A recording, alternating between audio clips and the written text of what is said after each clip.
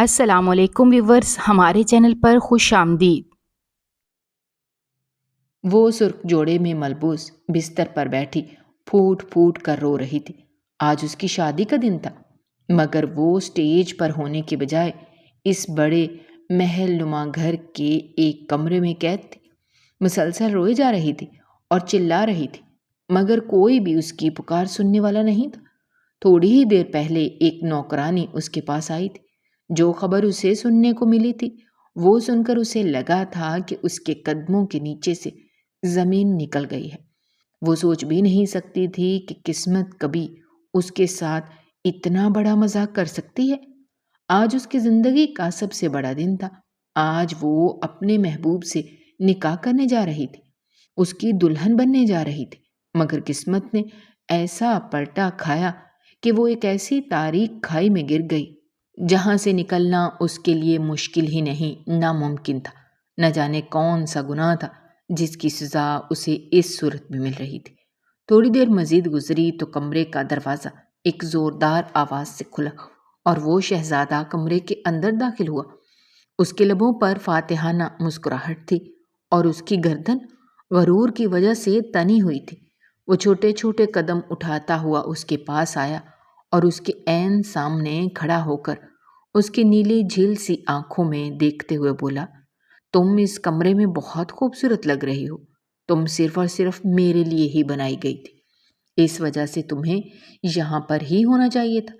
اس سے پہلے کہ وہ اس کے پاس جاتا، مہوش نے انگلی اٹھا کر اسے دھمکی دینے والے انداز میں کہا، اگر تم نے میرے پاس آنے کی یا مجھے ہاتھ لگانے کی کوشش کی تو میں قسم کھاتی ہوں کہ میں اپنی جان لے لوں گی، لیکن اس سے پہلے تمہیں بھی جان سے مار دوں گی۔ وہ بے ساختہ مسکرایا اور شرارتی انداز میں کہنے لگا، یہ تو اور بھی اچھی بات ہے، پھر جہنم میں دونوں ایک ساتھ باقی کی زندگی گزاریں گے۔ استغفر اللہ، وہ بے ساختہ اس لڑکی کے منہ سے نکلا۔ اس قدر سیریس سچویشن تھی اور وہ انسان ابھی بھی مذاق کر رہا تھا۔ تم مجھے یہاں پر کیوں لائے ہو؟ آخر میں نے تمہارا کیا بگاڑا ہے جو تم نے میرے ساتھ اتنی بڑی زیادتی کی ہے؟ یہ کہہ کر وہ دوبارہ سے رونے لگی اور نیچے اس کے قدموں میں گر گئی۔ بے ساختہ وہ پیچھے ہٹا تھا۔ وہ کبھی بھی ایسا نہیں چاہتا تھا کہ اس کی محبت یوں اس کے قدموں میں گر جائے۔ وہ گڑبڑا گیا اور اسے اٹھنے کے لیے کہنے لگا، مگر وہ کچھ بھی سننے سمجھنے کے لیے تیار نہیں تھی۔ اس وقت وہ بہت دکھی تھی اور اس کا غم صرف اور صرف اس صورت ہی کم ہو سکتا تھا کہ اسے اس کے محبوب کے پاس دوبارہ سے پہنچا دیا جائے، مگر اب یہ کام کرنا وجدان خان کے لیے ناممکن تھا، کیونکہ اس لڑکی کو اپنے سے دور کرنے کا مطلب یہ تھا کہ اپنے دل کو سینے سے نکال کر پھینک دیا جائے، اور آخر کون انسان خود اپنے ہاتھوں سے اپنی جان لینا پسند کر سکتا ہے؟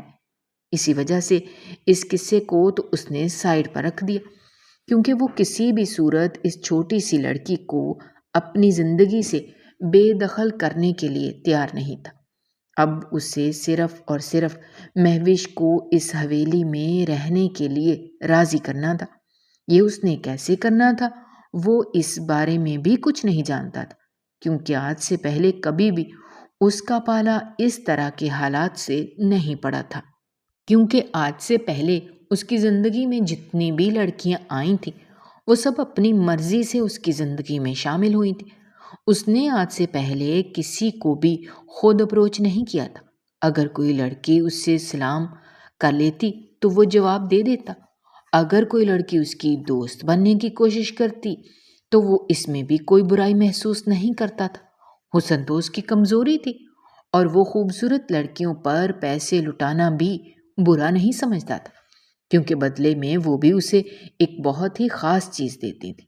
آج سے پہلے تک لڑکیوں کے ساتھ تعلقات اس کے لیے مذاق بنے ہوئے تھے، اور یہ اس وقت تک کی بات تھی جب تک اسے مہوش سے محبت نہیں ہوئی تھی۔ آج اسے اندازہ ہو رہا تھا کہ محبت کرنا تو آسان ہے، لیکن اپنی محبت کو پانا بہت ہی مشکل ہے۔ اس کے سامنے جو لڑکی بیٹھی تھی اور آنسو بہا رہی تھی، وہ آنسو اس کے لیے نہیں بلکہ کسی اجنبی کے لیے تھے۔ جلدی سے اٹھو، رونا بند کرو، اس نے روبدار آواز میں کہا۔ تو وہ زور و شور سے نفی میں سر ہلانے لگی اور مزید اونچی آواز میں رونے لگی۔ وہ اس وقت اسے کوئی چھوٹی سی ضدی بچی لگی تھی۔ وہ بے ساختہ نیچے جھکا اور اسے بازوؤں سے پکڑ کر اٹھانے لگا۔ وہ دوبارہ سے زمین پر بیٹھ گئی اور روتے ہوئے بولی، جب تک تم مجھے میرے گھر چھوڑنے کے لیے نہیں جاؤ گے تب تک میں یہاں سے نہیں اٹھوں گی۔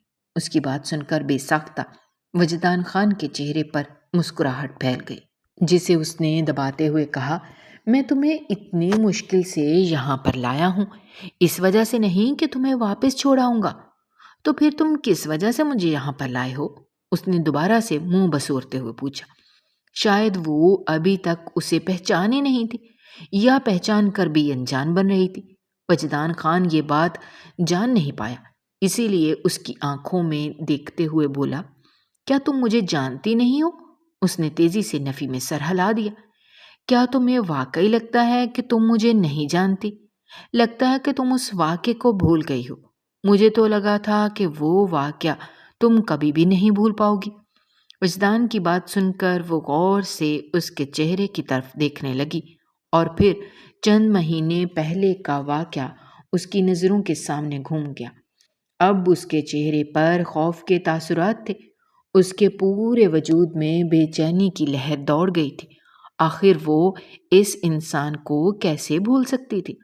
اس سے پہلے کہ وہ مزید کچھ کہتا، کمرے کا دروازہ کھلا اور نوکرانی اندر داخل ہوئی اور مؤدبانہ انداز میں کہنے لگی، صاحب جی، باہر مولوی آ گیا ہے، اب بیگم صاحبہ کو لے کر آ جائیں، نکاح کی ساری تیاریاں بھی مکمل ہو گئی ہیں۔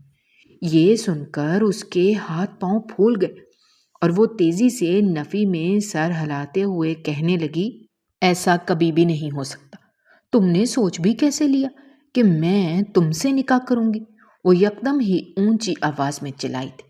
اس نے بے ساختہ اپنے کانوں پر ہاتھ رکھا اور سخت لہجے میں بولا، مجھے یہ اونچی آواز بہت ہی ناپسند ہے۔ جہاں تک عورتوں کا سوال ہے تو میرا ماننا یہی ہے کہ ان کی آواز اپنے مردوں سے نیچی ہی ہونی چاہیے۔ تمہیں میں صرف اور صرف اس وجہ سے برداشت کر رہا ہوں کیونکہ تم میری محبت ہو اور میں نہیں چاہتا کہ میں تمہیں کسی بھی قسم کی تکلیف پہنچاؤں، مگر اس کا یہ مطلب بھی نہیں ہے کہ تم میرے سر پر چڑھ کر ناچنا شروع ہو جاؤ۔ کافی دیر سے میں نے تمہارے ساتھ نرم رویہ رکھا ہوا ہے اور یہ بھی میرا تم پر احسان ہی ہے جو میں تم سے نکاح کرنے جا رہا ہوں، ورنہ اگر میں چاہتا تو تمہیں اپنی رکھیل بنا کر بھی رکھ لیتا۔ اس نے یہ سخت الفاظ بہت ہی آرام سے کہہ دیے تھے۔ وہ نہیں جانتا تھا کہ یہ الفاظ کسی خنجر کی طرح سامنے بیٹھی ہوئی لڑکی کے دل پر لگے ہیں۔ وہ بے یقینی سے اپنی آنکھیں پھاڑے اس شخص کی طرف دیکھنے لگی۔ آپ اس طرح کی زبان کیسے استعمال کر سکتے ہیں؟ اس کے منہ سے صرف یہی جملہ نکلا تھا، میں تمہیں صرف اور صرف صاف الفاظ میں سمجھا رہا ہوں، امید ہے کہ تمہیں میری بات سمجھ آ چکی ہوگی۔ چلو اب اٹھو اور جلدی سے باہر چلو، باہر کسی بھی قسم کا تماشا نہ کرنا، ورنہ مجھ سے برا کوئی بھی نہیں ہوگا۔ یہ کہہ کر وہ خود باہر نکل گیا تھا اور نوکرانی کو اشارہ کر دیا تھا کہ وہ بی بی کو لے کر بھی باہر آ جائے۔ اپنے دوستوں سے ملاقات کرنے کے بعد وہ سامنے صوفے پر جا کر ٹانگ پر ٹانگ رکھ کر بیٹھ گیا۔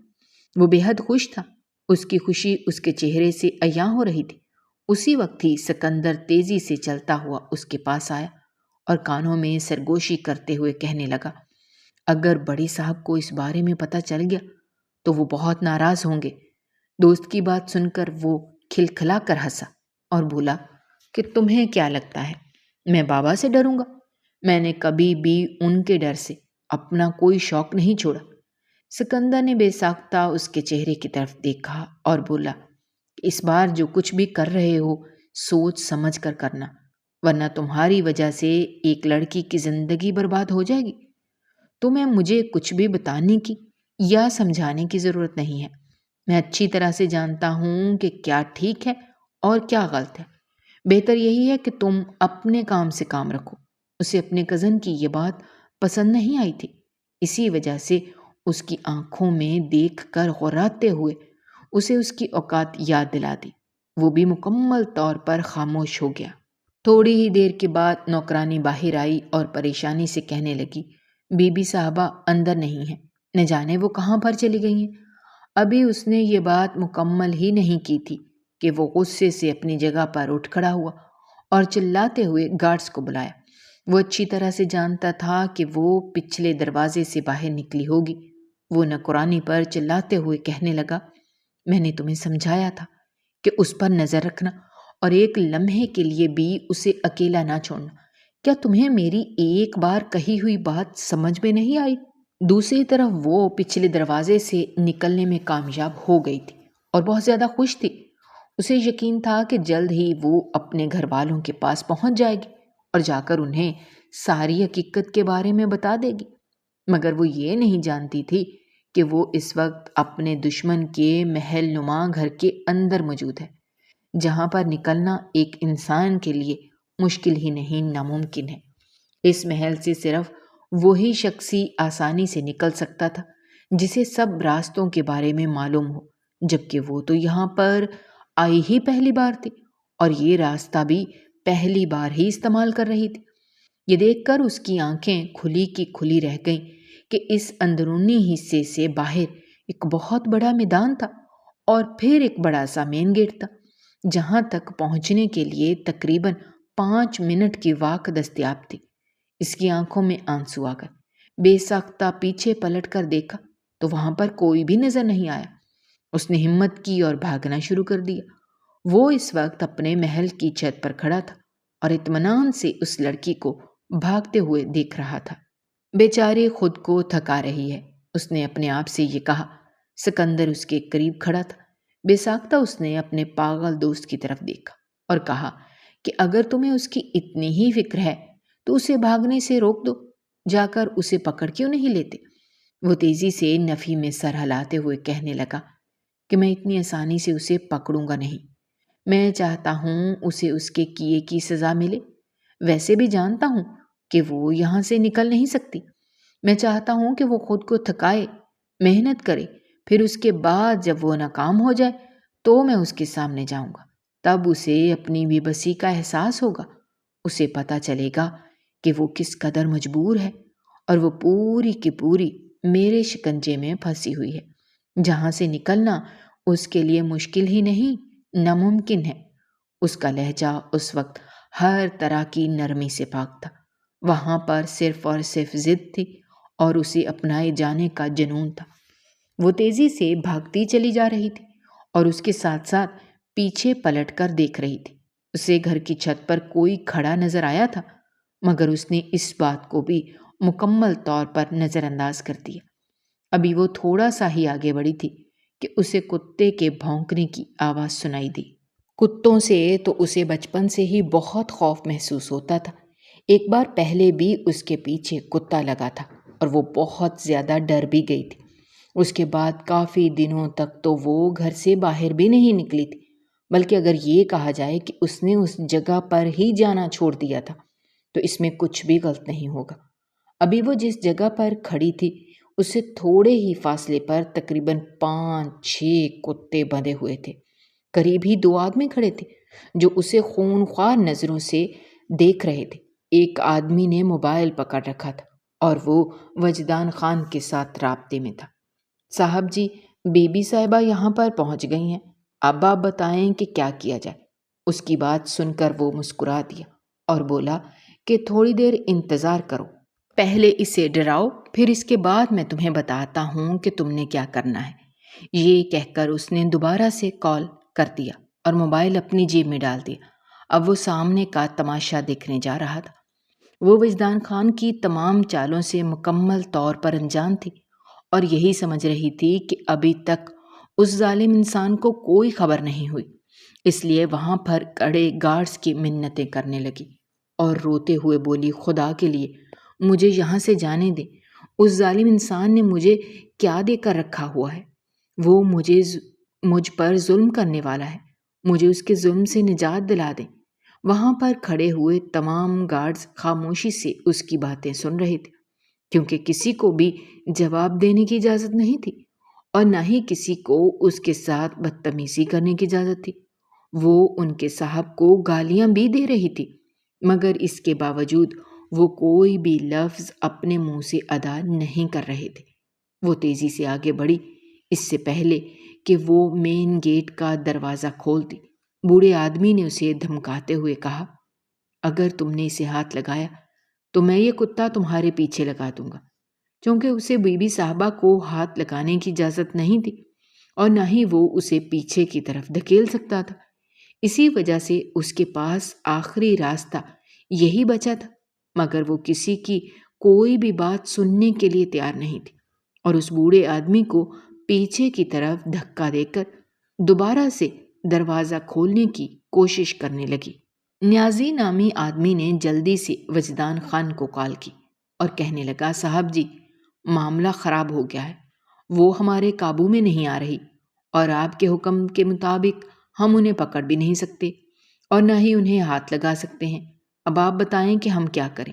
یہ بات سن کر اس کے ماتھے پر بل پڑ گئے اور وہ غصے سے غراتے ہوئے بولا، اب ان کتوں کو کھول دو۔ وہ جانتا تھا کہ وہ کتے اس کی زوجہ محترمہ کو نقصان ہی پہنچائیں گے۔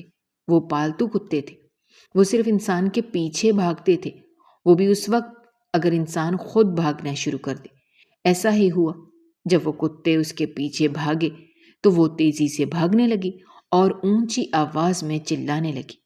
اس کی چیخیں اس وقت پوری حویلی میں گونج رہی تھیں، مگر کسی کو بھی کمروں سے باہر نکلنے کی اجازت نہیں تھی۔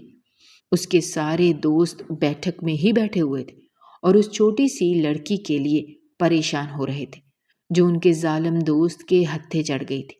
نہ جانے ابھی مستقبل میں اس کے ساتھ کیا ہونے والا تھا، یہی سوچ کر ہی ان کے پسینے چھوٹ رہے تھے۔ دوسری طرف وجدان مسکراتے ہوئے اسے دیکھ رہا تھا اور سوچ رہا تھا کہ کیسے مجھے یہ آنکھیں دکھا رہی تھی اور اونچی آواز میں باتیں کر رہی تھی، اب دیکھو کتنا ڈر گئی ہے۔ مگر یہ دیکھ کر اس کے قدموں کے نیچے سے زمین نکل گئی کہ وہ زمین پر گر گئی تھی اور سارے کتے اس کے آس پاس اکٹھے ہو گئے تھے۔ ایک لمحے کی دیری کیے بغیر وہ نیچے کی طرف گیا اور اس کے پاس پہنچا۔ اس نے دیکھا کہ وہ بے ہوش ہو گئی تھی۔ وہ اس کے چہرے کو تھپکنے لگا اور اس کے اوپر پانی کے چھینٹے مارنے لگا، مگر مہوش کو ہوش نہیں آ رہا تھا۔ اس کی نبض بھی بہت آہستہ چل رہی تھی۔ وجدان کو شدت سے کچھ غلط ہونے کا احساس ہوا۔ اسے گاڑی میں بٹھا کر وہ اسپتال لے کر گیا۔ پورا راستہ وہ پریشان رہا تھا۔ ڈاکٹر نے بتایا تھا کہ یہ بہت زیادہ خوفزدہ ہو گئی تھی، جس کی وجہ سے بے ہوش ہو گئی ہے۔ پریشانی کی کوئی بات نہیں ہے۔ یہ سن کر اسے تھوڑا سا اطمینان ملا۔ دوسری طرف جب مہوش کو ہوش آیا تو وہ آنکھوں میں آنسو لیے اس ظالم انسان کو دیکھتے ہوئے کہنے لگی، مجھے تم سے شدید نفرت ہے، مجھے تمہارے وجود سے گھن محسوس ہوتی ہے، تم سے شادی کرنا تو دور کی بات، میں تمہاری شکل دیکھنا بھی پسند نہیں کرتی۔ اس نے بہت ہی تحمل سے اپنے ہونے والی زوجہ محترمہ کی بات سنی اور پھر دھیمے مگر سخت لہجے میں بولا کہ اپنے الفاظ پر غور کرو، کہیں ایسا نہ ہو کہ بعد میں تمہیں ان الفاظ کا حساب دینا پڑے۔ حساب مجھے نہیں، حساب تو تمہیں دینا ہوگا۔ تم میرے ساتھ اتنی بڑی زیادتی کیسے کر سکتے ہو؟ تمہیں کوئی حق نہیں ہے مجھے کڈنیپ کرنے کا یا مجھے نکاح کے لیے مجبور کرنے کا۔ وہ تھوڑی دیر کے لیے خاموش ہوا اور پھر اس کی آنکھوں میں دیکھ کر پراسرار لہجے میں کہنے لگا کہ میں تمہارے ساتھ کسی قسم کی زبردستی تو نہیں کر رہا، بلکہ یہ نکاح تو تمہاری مرضی سے ہو رہا ہے۔ جہاں تک میرا خیال ہے تم اپنے گھر والوں کو کسی بھی قسم کا نقصان پہنچانا پسند نہیں کرو گے۔ تمہاری ایک چھوٹی سی بہن ہے جس نے ابھی حال ہی میں کالج میں داخلہ لیا ہے، اسے پڑھنے کا بہت شوق ہے اور وہ ایک بہت ہی خوبصورت لڑکی ہے۔ اگر اس کی بولی لگائی جائے تو وہ بہت ہی مہنگے داموں میں بکے گی۔ میں یہ بھی جانتا ہوں کہ تم نہیں چاہو گی کہ اس بیچاری کی بولی لگائی جائے۔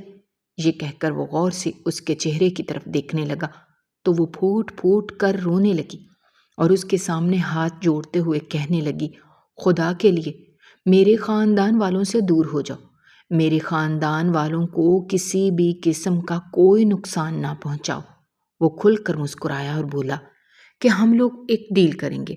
میں تمہارے خاندان والوں کو کوئی نقصان نہیں پہنچاؤں گا اور تمہیں بھی میری بات ماننی ہوگی اور مجھ سے نکاح کرنا ہوگا۔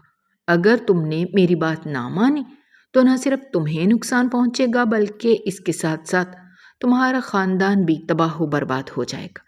یہ کہہ کر اس نے دوبارہ سے اپنے دوستوں کو وہیں اسپتال میں ہی بلا لیا اور پھر تھوڑی ہی دیر کے بعد وہ اس لڑکی کو اپنے نام کر چکا تھا۔ اسے لگ رہا تھا جیسے اس نے پوری دنیا فتح کر لی ہو۔ اس قدر سرشاری اسے کبھی بھی محسوس نہیں ہوئی تھی۔ اس کے چہرے سے مسکراہٹ جدا ہونے کا نام نہیں لے رہی تھی۔ سکندر نے اسے دیکھ کر بے ساختہ ماشاءاللہ کہا اور اس کے کندھے پر ہاتھ رکھتے ہوئے کہنے لگا، میری خواہش ہے کہ اللہ تعالیٰ تمہیں ہمیشہ ہی خوش رکھے، وہ تمہاری زندگی سے ہر طرح کی پریشانیاں ختم کر دے اور تمہاری زندگی میں صرف اور صرف سکون لکھ دے۔ وہ اس بات کو نظر انداز کر چکا تھا کہ کسی دوسرے کا سکون برباد کر کے انسان خود کبھی بھی پرسکون نہیں ہو سکتا۔ اس نے اس لڑکی کو حاصل کر لیا تھا اور یہ کوئی بڑی بات نہیں تھی۔ اصل امتحان تو اب شروع ہونے جا رہا تھا کہ اس نے کیسے مہوش کے دل پر قبضہ کرنا تھا، کیسے اسے خود سے محبت کرنے پر مجبور کرنا تھا، کیسے اسے اپنا بنانا تھا۔ تقریباً رات کے 8 بجے کا وقت تھا جب اس لڑکی کو ڈسچارج کر دیا گیا۔ اسے لے کر اپنی حویلی میں واپس آ گیا تھا، لیکن جیسے ہی اس نے لاؤنج میں قدم رکھا، سامنے بیٹھے ہوئے شخص کو دیکھ کر ایک لمحے کے لیے اسے لگا کہ اس کے قدموں کے نیچے سے زمین نکل گئی ہے۔ سامنے ہی پاشا صاحب بیٹھے ہوئے تھے۔ یعنی مجھے جو خبر بتائی گئی تھی وہ بالکل درست تھی، انہوں نے خونخوار لہجے میں کہا اور پھر چھوٹے چھوٹے قدم اٹھاتے ہوئے اس کے پاس آئے، اس پر چلاتے ہوئے کہنے لگے، تم اتنی بڑی غلطی کیسے کر سکتے ہو؟ تمہیں اندازہ بھی ہے کہ تم نے نہ صرف اپنے آپ کو بلکہ مجھے بھی کتنی بڑی مصیبت میں ڈال دیا ہے۔ باپ کی بات سن کر اس نے اپنے کانوں پر ہاتھ رکھا اور بے چارگی سے کہنے لگا، ابا جان تھوڑا سا آہستہ بولا کریں، آپ کو پتہ ہے کہ میرے کانوں میں درد ہوتا ہے۔ اس کے اس انداز اور لہجے پر ان کا پارا غصے سے گھوم گیا تھا۔ میرے ہی لاڈ پیار نے تمہیں بگاڑ کر رکھا ہوا ہے، اسی وجہ سے تم تمیز بھی بھول گئے ہو۔ وہ دوبارہ سے اونچی آواز میں چلائے تھے۔ اب کی بار وہ تھوڑا سا نرم ہوا اور بولا کہ آپ کو کسی چیز کی ٹینشن ہو رہی ہے؟ جہاں تک اس لڑکی سے نکاح کرنے کا سوال ہے تو آپ نے خود ہی مجھے کہا تھا کہ میرے دل میں جو بھی آئے میں وہ کر سکتا ہوں۔ بیٹا جی، اس کا یہ مطلب نہیں ہے کہ تم ایک معصوم لڑکی کی زندگی برباد کرنا شروع کر دو۔ میں تمہاری فطرت سے بہت اچھے طریقے سے جانتا ہوں، تم بچپن سے ہی ایسے ہو۔ تمہیں جو کوئی چیز پسند آتی ہے تم اسے حاصل کرنے کی کوشش کرتے ہو، لیکن جب وہ تمہیں حاصل ہو جاتی ہے تب تم استعمال کر کے اسے پھینک دیتے ہو۔ لیکن میں تمہیں یہ سب کچھ اس لڑکی کے ساتھ کرنے کی اجازت نہیں دوں گا۔ میری اپنی بھی ایک بیٹی ہے، میں نہیں چاہتا کہ مستقبل میں جا کر اس کے ساتھ بھی کچھ ایسا ویسا ہو۔ پاشا صاحب کی بات سن کر وہ تھوڑا سا سنجیدہ ہوا اور ان کی آنکھوں میں دیکھتے ہوئے بولا کہ آپ فکر مت کریں، اس بار ایسا کچھ بھی نہیں ہوگا۔ میں آپ سے وعدہ کرتا ہوں کہ اس لڑکی کے ساتھ کسی قسم کی کوئی زیادتی نہیں ہوگی۔ میں نے بہت سوچ سمجھ کر یہ قدم اٹھایا ہے۔ میں اس لڑکی سے واقعی محبت کرتا ہوں اور اسے اپنی بیوی بنانا چاہتا ہوں۔ ابھی اس نے اپنے بابا کو یہ بات نہیں بتائی تھی کہ وہ اسے اس کی شادی سے بھگا کر لایا ہے۔ اگر انہیں یہ پتہ چل جاتا تو وہ پورا محل سر پر اٹھا لیتے اور یقیناً اس لڑکی کو بھی اپنے ساتھ لے کر چلے جاتے۔ اتنا بڑا نقصان وجدان ابھی برداشت کرنے کے لیے تیار نہیں تھا۔ پاشا صاحب یہ تو جانتے تھے کہ جو ہونا تھا وہ ہو گیا ہے، اب غصہ کرنے کا کوئی فائدہ نہیں ہے۔ وہ خاموشی سے جا کر صوفے پر بیٹھ گئے اور اسے کہنے لگے، تم ایک بات کا بہت زیادہ خیال رکھنا، الیکشن سر پر ہیں، تمہاری اس چھپ کر کی جانے والی شادی کے بارے میں کسی کو بھی علم نہیں ہونا چاہیے۔ اگر میڈیا میں یہ بات چلی گئی تو ہماری ساکھ برباد ہو جائے گی۔ ارے بابا جان، آپ کو ٹینشن لینے کی ضرورت نہیں ہے، میں آپ کو کسی بھی قسم کی شکایت کا موقع نہیں دوں گا۔ وہ اس وقت پاشا صاحب سے باتیں کر رہا تھا جبکہ وہ پلر کے پیچھے کھڑی ان کی باتوں کو غور سے سن رہی تھی۔ جب وہ کمرے میں گئی تو اس کی نظر اپنے شوہر کے موبائل پر پڑی۔ اس کے لبوں پر پراسرار مسکراہٹ پھیل گئی۔ وہ اس کی زندگی تو برباد کر ہی چکا تھا، اب اس کی باری تھی کہ وہ اپنا بدلہ اس سے لے۔ جلدی سے اپنے گھر میں کال ملائی۔ اس کی ماں اس کی آواز سن کر بے چین ہو گئی اور روتے ہوئے اس کی خیریت پوچھنے لگی۔ اس کے بابا بھی بہت زیادہ پریشان تھے اور بھائی کا بھی یہی حال تھا۔ اس نے انہیں اپنی خیریت کی خبر دی اور اس کے ساتھ ساتھ ان سے یہ بھی التجا کی کہ وہ اس کے حق کے لیے آواز اٹھائیں۔ اس نے اپنے بھائی کو ساری بات سمجھا دی تھی کہ وہ میڈیا میں جا کر اس کی گمشدگی کی خبر نشر کر دے اور الزام بھی وجدان خان کے خاندان پر لگا دے۔ پاشا صاحب ایک بہت بڑے بزنس مین تھے اور ایک سیاستدان بھی تھے۔ ان کے صرف 2 ہی بچے تھے۔ وجدان خان جو کہ خود ایک سیاستدان بننے کا خواہش مند تھا، ان کی ایک بیٹی تھی مدیحہ جو کہ ڈاکٹر تھی اور ملک سے باہر ہوتی تھی۔ جہاں تک مہوش کا سوال تھا تو وہ ایک غریب گھرانے سے تعلق رکھتی تھی اور ایک معمولی سی سرکاری نوکر کی بیٹی تھی۔ اس کا بھائی عمیر تھا جو کہ اپنی محنت کی وجہ سے اسکالرشپ پر پڑھ رہا تھا اور بہت جلد ہی امریکہ جانے والا تھا۔ سب سے چھوٹی ایک بہن تھی جو کہ 16 سال کی تھی اور ابھی کالج میں ایڈمیشن لینے والی تھی۔ مہوش نے بات کرنے کے بعد اس نے موبائل جلدی سے سائڈ پر رکھ لیا۔ اسی وقت ہی وجدان کمرے کے اندر داخل ہوا تھا۔ اپنی بیوی کے لال چہرے کو دیکھ کر وہ چھوٹے چھوٹے قدم اٹھاتا ہوا اس کے پاس گیا اور مسکراتے ہوئے پوچھنے لگا، کیا ہو گیا ہے؟ تمہیں تو میرے سامنے لال ہونا چاہیے تھا، مگر ابھی تو میں کمرے میں بھی نہیں آیا اور تم پہلے سے ہی لال ہو گئی ہو۔ وہ شاید کسی چیز کو غلط رنگ دے رہا تھا۔ وہ تیزی سے نفی میں سر ہلانے لگی اور کہنے لگی، نہیں، ایسی کوئی بات نہیں ہے۔ اس سے پہلے کہ وہ اس کے قریب سے ہو کر گزرتی، وجدان نے اس کے کانوں میں سرگوشی کی کہ میرے ساتھ کسی بھی قسم کی چلاکی کرنے کی کوشش نہ کرنا، ورنہ میں بہت برا پیش آتا ہوں۔ میں تم پر یقین کرتا ہوں اور تم سے یہی امید ہے کہ تم میرے یقین کو نہیں توڑو گی۔ یہ کہہ کر وہ فریش ہونے کے لیے واش روم چلا گیا۔ جب وہ واپس آیا تو وہ بیڈ پر بے چین بیٹھی ہوئی تھی اور اپنے ہاتھ مسل رہی تھی۔ وہ اس کے قریب جا کر بیٹھا تو وہ تیزی سے پیچھے کی طرف ہٹی اور اس کے چہرے کی دیکھ کر ہچکچاتے ہوئے کہنے لگی، مجھے اس رشتے کو قبول کرنے کے لیے تھوڑا سا وقت چاہیے، میں بھی ذہنی طور پر تیار نہیں ہوں۔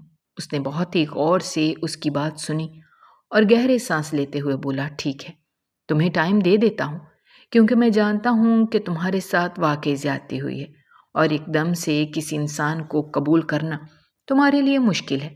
لیکن ایک بات ہمیشہ یاد رکھنا، تمہیں جتنا ٹائم چاہیے تم لے لو، مگر تمہیں آخر میں صرف اور صرف میرا ہی ہونا ہے۔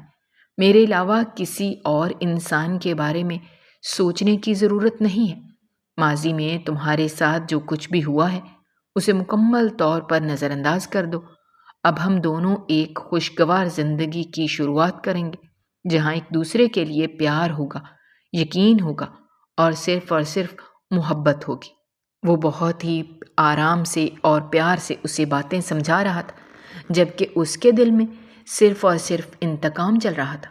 اس کے ذہن میں ایک ہی بات تھی کہ اس انسان نے اپنی امیری کے بل بوتے پر اس کی غریبی کا مذاق بنایا ہے اور اس سے زبردستی نکاح کیا ہے۔ وہ اس چیز کا بدلہ اس سے لینا چاہتی تھی۔ دوسری طرف اس کے بھائی عمیر نے اگلے ہی دن میڈیا میں موجود ایک دوست کو یہ خبر بتائی تو رات کے وقت یہ خبر ہر نیوز چینل کی سرخی میں چل رہی تھی۔ میڈیا اس حویلی کے باہر اکٹھا ہو گیا تھا۔ پاشا صاحب کا غصے سے برا حال تھا اور وہ اپنے بیٹے کو لان تان کر رہے تھے اور وہ خود بھی بہت پریشان تھا۔ اس نے ایک نظر اپنی زوجہ محترمہ پر ڈالی جو اس وقت مسکرا رہی تھی۔ اسے ساری حقیقت سمجھ آ گئی تھی کیونکہ یہ کام اس کے علاوہ کوئی اور کر ہی نہیں سکتا تھا۔ پھر اس نے اپنے موبائل کی کال ہسٹری نکالی، ریکارڈنگز چیک کی تو اس کی باتیں سن کر ایک لمحے کے لیے اس کا دماغ گھوم گیا۔ وہ سوچ بھی نہیں سکتا تھا کہ وہ لڑکی اتنی جلدی چالاکیاں کرنا شروع کر دے گی۔ ایک نظر اس نے پریشان کھڑے پاشا صاحب پر ڈالی اور پھر مسکراتے ہوئے کہنے لگا، اب مجھے اس مسئلے سے نپٹنے دے۔ ایک نظر انہوں نے غصے سے اپنے بیٹے کو دیکھا اور بولے کہ تم ہی ہو جو اس سے نپٹ سکتے ہو، چلو جاؤ جو کچھ کرنا ہے کرو، لیکن ان سب لوگوں کو اس حویلی کے سامنے سے ہٹاؤ۔ اس نے اپنی زوجہ محترمہ کا ہاتھ پکڑا اور اسے کہا کہ دوپٹہ ٹھیک کر لو۔ ویسے بھی تم ایک سیاستدان کی بیوی ہو، بہت جلدی تمہیں میڈیا کا سامنا کرنا ہے، تو کیوں نہ شروعات آج کے دن سے ہی کی جائے۔ وہ اس کی آنکھوں میں دیکھ کر غراتے ہوئے کہنے لگا کہ تم نے میڈیا کے سامنے جا کر بتانا ہے کہ تمہارے ساتھ کسی قسم کی کوئی زبردستی نہیں کی گئی، بلکہ تم اپنی خوشی سے یہاں پر آئی ہو، اور تمہارے گھر والے بھی مجھ پر جھوٹا الزام لگا رہے ہیں۔ اگر تم نے یہ سب کچھ نہیں کیا تو میں قسم اٹھا کر کہتا ہوں کہ میں تمہارے بھائی کو جان سے مار دوں گا۔ تم میری فطرت سے بہت اچھے طریقے سے واقف ہو کہ میں جو چیز کہتا ہوں وہ کر کے بھی دکھاتا ہوں۔ اگر تمہیں اپنے بھائی کی زندگی واقعی پیاری ہے تو خاموشی سے میری بات مانو۔ اس کی آنکھوں میں آنسو آ گئے، جیسے وجدان نے بہت پیار سے صاف کر دیا تھا۔ دوبارہ سے جب وہ بولا تو اس کی آواز پہلے سے بھی زیادہ سخت تھی۔ اسے کہنے لگا کہ یہ آنسو تمہیں اپنی وجہ سے ہی مل رہے ہیں۔ اگر تم اپنے بھائی کو کال کر کے چلاکی نہ کرتی تو تمہیں یہ سب کچھ بھی نہ سہنا پڑتا۔ تمہیں کیا لگتا تھا کہ میں بے وقوف ہوں، تمہاری ساری حرکتوں کو سمجھتا نہیں ہوں؟ یہ غلط فہمی اپنے اس چھوٹے سے دماغ سے نکال دو۔ میں تمہیں ایک دن میں ہی بہت اچھے طریقے سے جان گیا ہوں۔ پھر وہ اس کا ہاتھ پکڑ کر گیا۔ جو باتیں اس نے اپنی بیوی کو سمجھائی تھیں وہ ساری باتیں مہوش نے میڈیا کے سامنے کہہ دی تھی۔ عمیر نے جب یہ خبر سنی تو اسے بہت دکھ ہوا۔ وہ یہ بھی جانتا تھا کہ اس کی بہن کو مجبور کیا گیا ہے، مگر وہ خود بھی بے بس تھا۔ اس کی ایک اور بہن بھی تھی جس کا اس نے خیال رکھنا تھا اور جس کی عزت کو اس نے بچانا تھا۔ اگلے ہی دن وجدان اپنے سسرال پہنچ گیا اور سسر کے سامنے ٹانگ پر ٹانگ رکھ کر بیٹھتے ہوئے کہنے لگا، السلام علیکم سسر صاحب، کیسے ہیں آپ؟ امید ہے کہ خیریت سے ہوں گے۔ مجھے پتہ چلا ہے کہ کل آپ لوگ میری بیوی کو بھڑکانے کی کوششیں کر رہے تھے اور اسے میرے خلاف کر رہے تھے۔ یقین مانیں کہ مجھے یہ بات بالکل بھی اچھی نہیں لگی۔ میں نہیں چاہتا کہ ہم دونوں میاں بیوی کے درمیان کسی بھی قسم کی پھوٹ پیدا ہو۔ جنید صاحب اس کی بات سن کر بھڑک اٹھے اور غصے سے بولے، تم نے اس کے ساتھ زبردستی شادی کی ہے، وہ تم سے نکاح کرنے کے لیے تیار نہیں تھی۔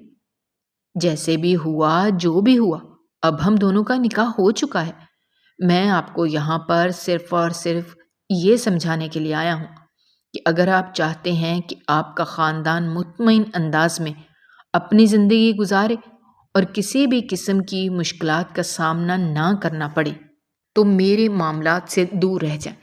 میں آپ کی بیٹی کو آپ سے جدا نہیں کر رہا اور نہ ہی میرا مقصد اسے کسی قسم کی کوئی تکلیف پہنچانا ہے۔ میں نے اس سے محبت کی ہے اور اسے ہمیشہ ہی عزت بھری زندگی دوں گا۔ آپ اس طرح کی کوئی بھی ٹینشن اپنے دماغ میں نہ پالیں۔ میں آپ کو وارننگ بھی دے رہا ہوں کہ اگر دوبارہ سے آپ نے ہمارے معاملات میں دخل اندازی کرنے کی کوشش کی تو مجھ سے برا کوئی بھی نہیں ہوگا۔ ویسے بھی عمیر امریکہ جا رہا ہے، اسٹڈی ویزا اگر اس کا بند ہو گیا تو یہ کیسے جا پائے گا؟ میں جانتا ہوں کہ آپ کبھی بھی نہیں چاہیں گے کہ آپ کے بیٹے کی محنت خاک میں مل جائے۔ اب میرے اثر رسوخ سے بھی بہت اچھے طریقے سے واقف ہیں کہ میں جو جی چاہے وہ کر سکتا ہوں۔ اسی وجہ سے میرے راستے میں آنے کی کوشش ہی نہ کریں تو بہتر ہے۔ یہ کہہ کر وہ وہاں سے اٹھ کر چلا گیا۔ یہ صرف دھمکیاں ہی نہیں تھیں بلکہ کھلم کھلا جنگ کا اعلان تھا جو وہ کرنے کے لیے تیار تھا۔ اگر وہ لوگ اس کی بنائی ہوئی حدود کو کراس کرتے۔ جانے سے پہلے اس نے آمنہ بیگم سے ملنے کا فیصلہ کیا تھا اور اس نے جو راز انہیں بتائے تھے اس کے بعد وہ اس انسان کی فین ہو گئی تھی۔ اگر یہ کہا جائے کہ ان کے دل میں وجدان کے لیے جتنی بھی نفرت تھی ختم ہو گئی تھی تو اس میں کچھ بھی غلط نہیں ہوگا۔ انہیں ایک ایسی بات جاننے کا موقع ملا تھا جو بہت اہم تھی، اور پھر بعد میں جو انہوں نے اپنے خاندان والوں کو بھی داماد کی سنائی ہوئی بات بتائی تو وہ بھی اپنے کانوں پر یقین نہیں کر پائے۔ مگر اگلے ہی دن سب کچھ ثابت ہو گیا۔ دراصل وہ جس شخص سے اپنی بیٹی کا نکاح کرنے والے تھے وہ ایک بہت بڑا کاروباری تھا، لڑکیوں کو دوسرے ملک میں اسمگل کرتا تھا۔ اگر ان کی بیٹی کی شادی شہریار سے ہو جاتی تو کوئی بھروسہ نہیں تھا کہ وہ ان کی بیٹی کو بھی بیچ دیتا۔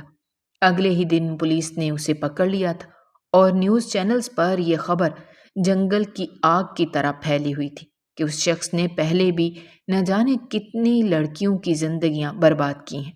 جب مہوش نے یہ نیوز سنی تو اس کی آنکھوں کے سامنے ماضی کے واقعات گھوم گئے۔ بلا شبہ وہ حادثہ عمیر سے ہی ملی تھی۔ اس دن وہ اپنے بھائی کے ساتھ شاپنگ کر کے واپس آ رہی تھی، جبکہ قریب سے وجدان کی بائک گزری تھی۔ بساختہ اس کے منہ سے گالی نکلی تو وجدان بھی واپس چلا آیا۔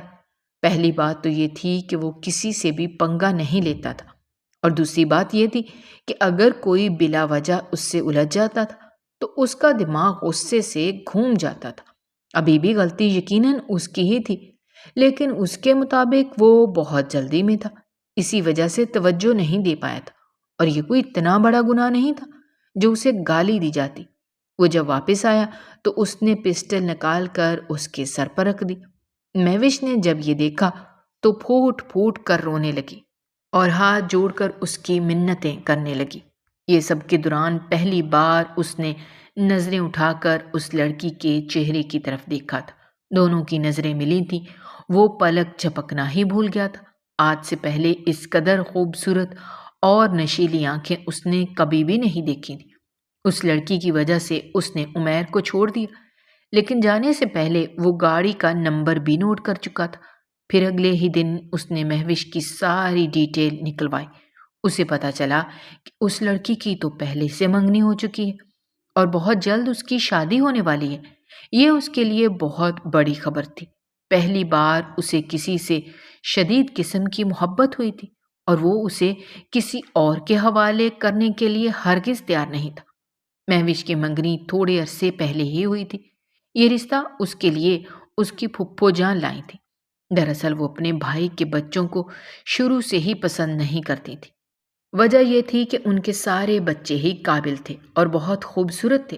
وہ لڑکے والوں کی حقیقت کے بارے میں جانتی تھیں، مگر اس کے باوجود بھی انہوں نے اپنی بھتیجی کو خطرے میں ڈالنے کا فیصلہ کیا۔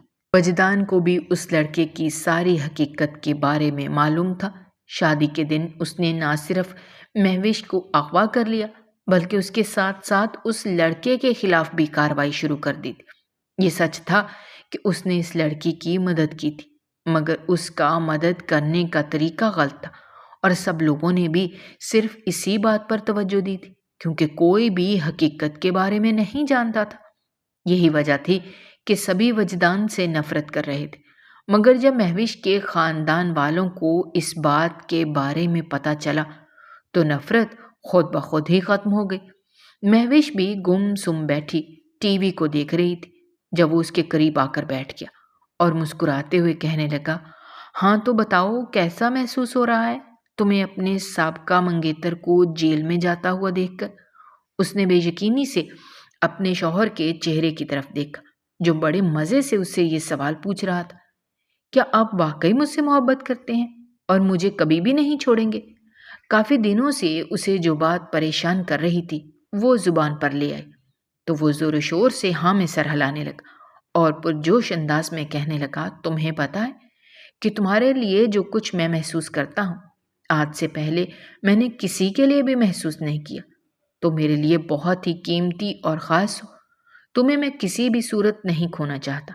وہ تھوڑی سی ہچکچا گئی اور کہنے لگی، میں نے تو سن رکھا ہے کہ امیر لوگ کسی ایک کے نہیں ہوتے بلکہ وہ تو ہر کسی سے ہی محبت کرتے ہیں۔ آپ نے خود ہی تو بتایا تھا کہ آپ کے ماضی میں بہت سی لڑکیاں رہ چکی ہیں۔ وہ ساری لڑکیاں اب میری زندگی میں نہیں ہیں، ان کا قصہ ختم ہو گیا ہے، اور میں تم سے وعدہ کرتا ہوں اور تمہیں یقین دلاتا ہوں کہ دوبارہ کبھی بھی تمہیں میرے بارے میں اس طرح کی کوئی بھی بات سننے کو نہیں ملے گی۔ تم بہت خوبصورت ہو، بہت پاک ہو اور بہت ہی نیک ہو۔ اب میں بھی تمہارے جیسا ہی بنوں گا۔ وجدان نے اس کے ہاتھوں پر ہاتھ رکھا اور اسے یقین دلایا۔ اسی وقت ہی پاشا صاحب کمرے کے اندر داخل ہوئے اور بیٹے کو ڈانٹتے ہوئے کہنے لگے، تم کس لیے میری بہو سے فری ہو رہے ہو؟ ابھی تک تم دونوں کی رخصتی نہیں ہوئی، صرف اور صرف نکاح ہوا ہے، اور جب تک رخصتی نہیں ہو جاتی تب تک تم اس کے قریب ہی نہیں آؤ گے۔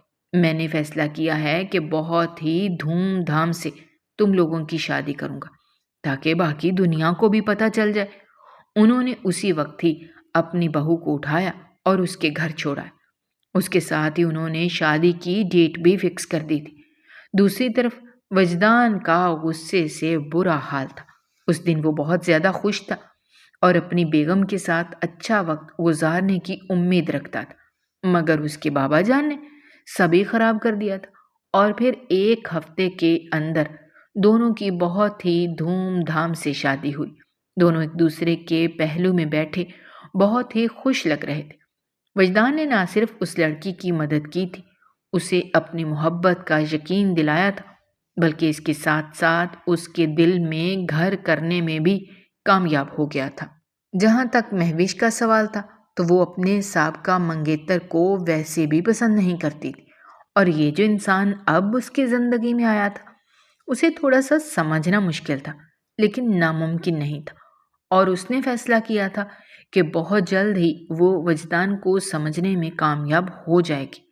وہ ایک پرسکون ازدواجی زندگی کی توقع رکھتی تھی۔